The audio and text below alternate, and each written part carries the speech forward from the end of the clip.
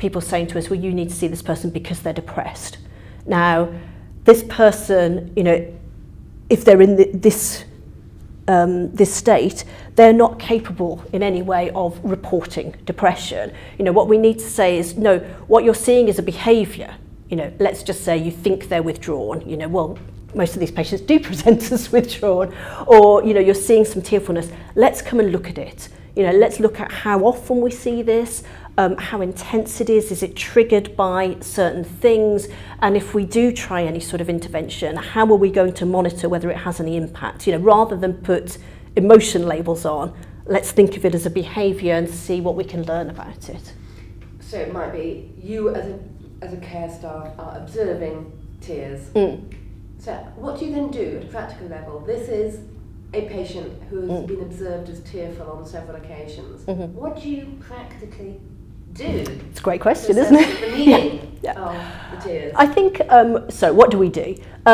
We would certainly, I mean, I say, we've always got that dilemma of records or not records, because if you ask, you know, care staff and so on to fill in endless forms about, you know, when they see things and what was going on before that and what they did and did it do anything, you often get very incomplete records. So we might try and get some records.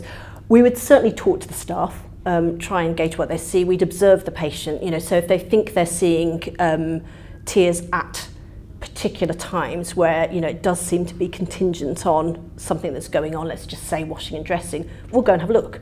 And we will always talk to the family and see what they see and, you know, what do they do? I mean, it doesn't mean that we'll always end up with a definitive answer. Because, you know, again, we're always left with the situation here that the patient can't tell us.